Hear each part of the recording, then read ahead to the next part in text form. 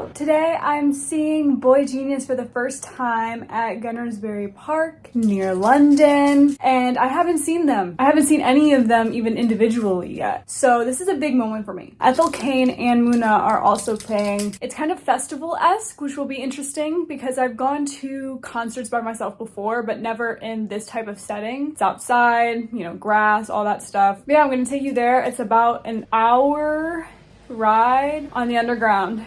So let me show you my outfit. This wasn't the first choice, but I realized that I want to be comfortable. And I got my fanny because I believe there's a bag limit for size. Not really sure, but yeah, this is the look.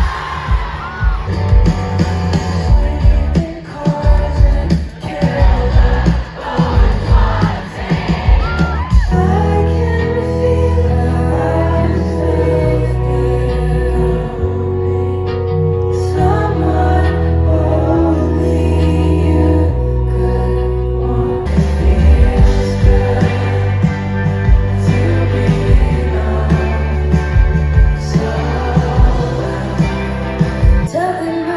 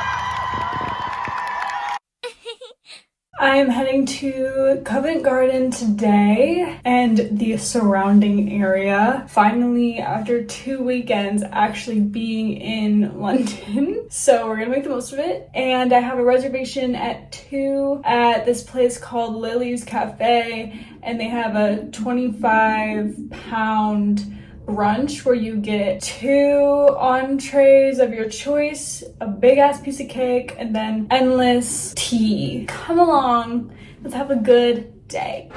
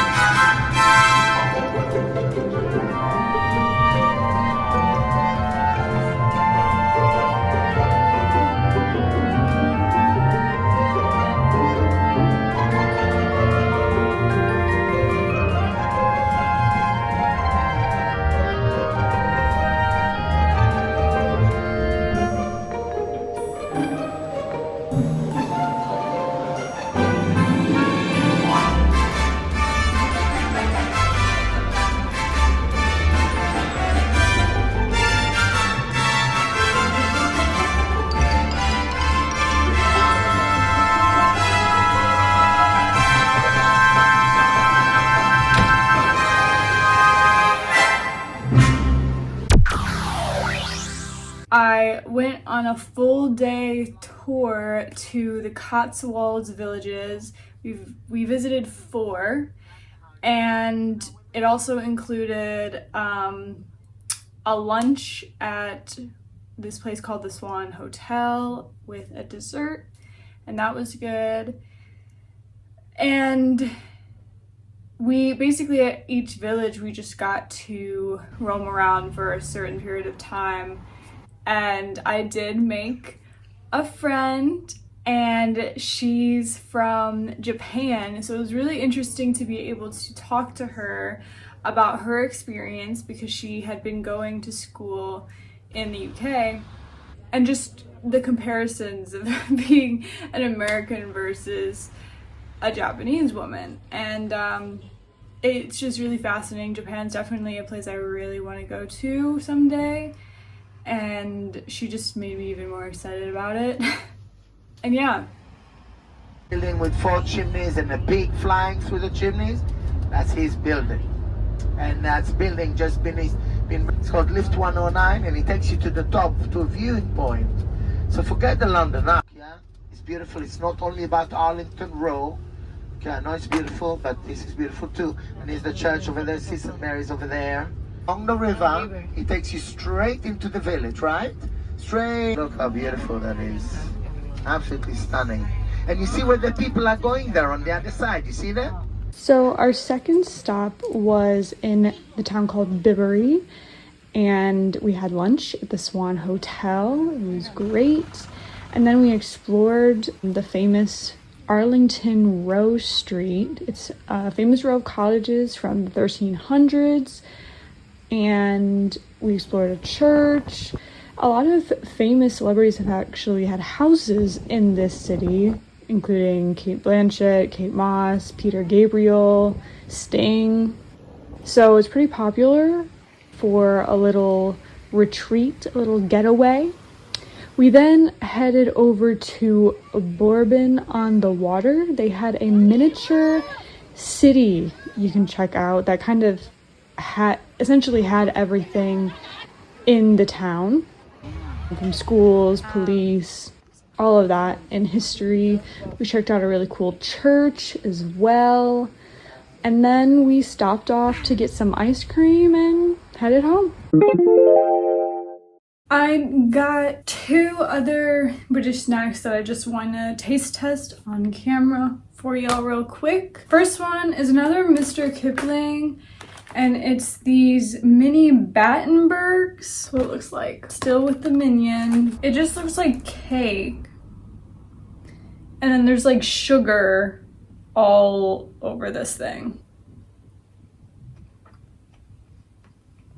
These are good. Very interesting. It tastes a lot like the other Mr. Kipling stuff. I mean, different, but like, I can tell that it's from the same brand, if that makes sense. Now, this is like a highly anticipated one for me because UK people are fucking obsessed with it. So, Jaffa cakes. Now, I'm not sure if I'm gonna like these. There's like an orange in it. It's like a chocolate cake that has orange in it. Every British person raves about these. Okay, that's what it looks like. Kind of looks similar to a digestive, but it's like a cake, not like a biscuit. And there's like this mound here. It's pretty squishy.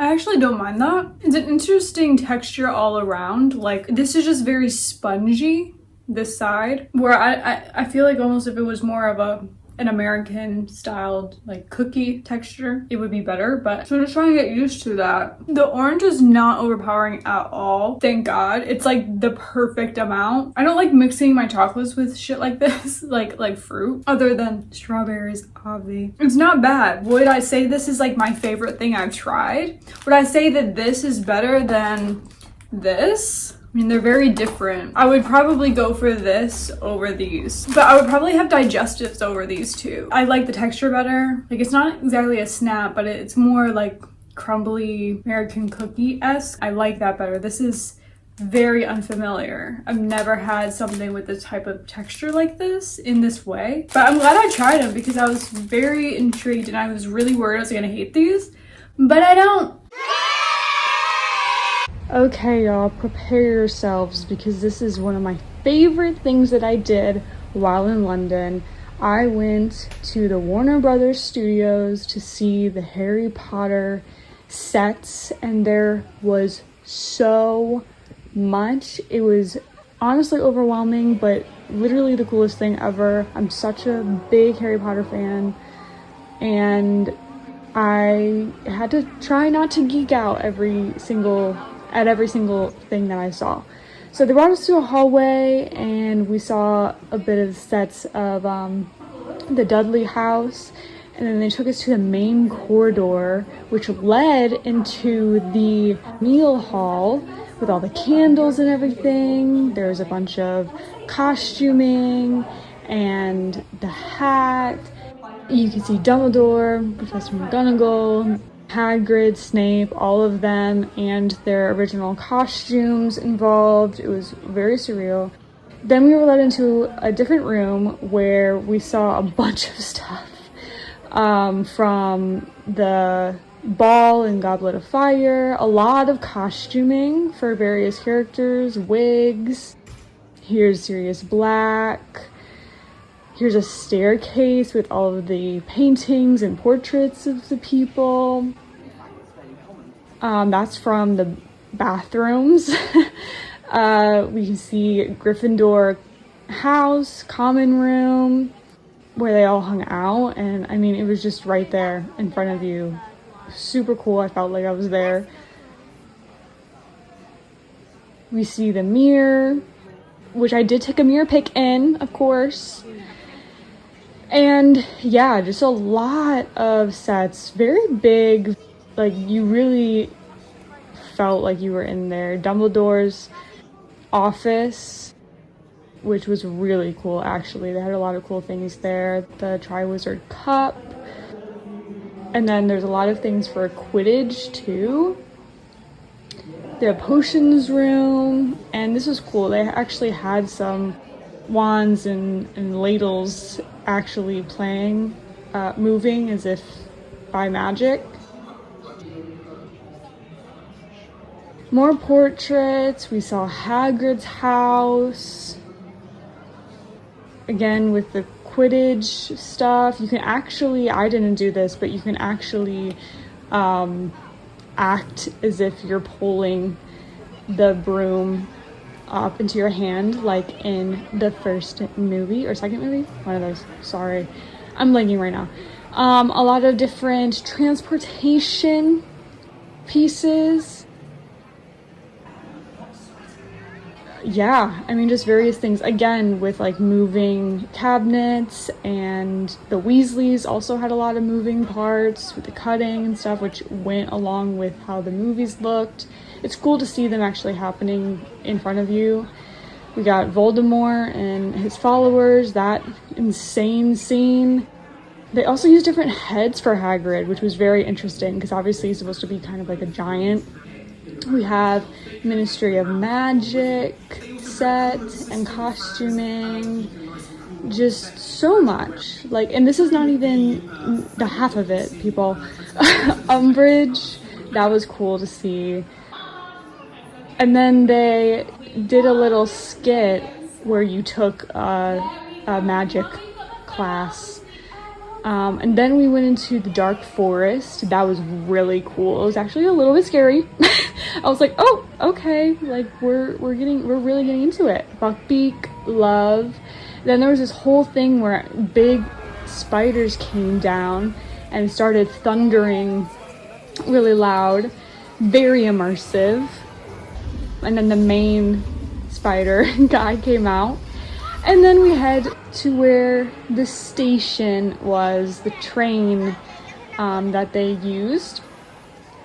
And you can actually go into the train, and every single little like cart cabin was made to fit with each movie, because they're on that train a lot, you know.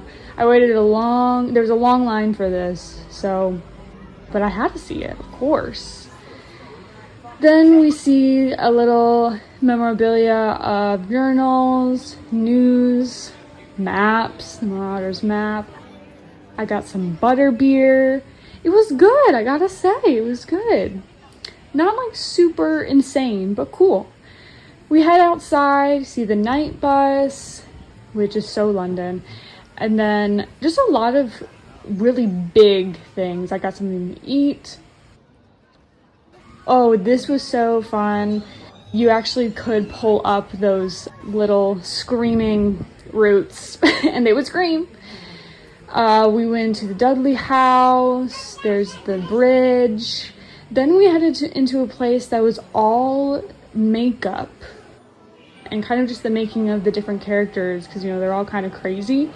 And that was really interesting. I did not expect to see stuff go into such detail over this, but it was really cool. All the makeup is so impressive. The prosthetics, all of that, to make not even just like the animal creatures, but the dwarves and Voldemort himself. There's Buckbeak again. Love. Yeah, see all those heads? It's crazy. And they played a video too on how they like made everybody up. Then there was a lot of set design stuff, so kind of like little copies. Then we headed into the bank. This was my favorite part, okay? Literally insane to walk down that runway. You know, I felt like I was pretending to be Bellatrix and trying to get into her vault, right? So we got a lot of that. There's Bellatrix's vault right there. And then here's a video of the scene where the dragon actually comes through. They recreated it, which was so cool and felt really real.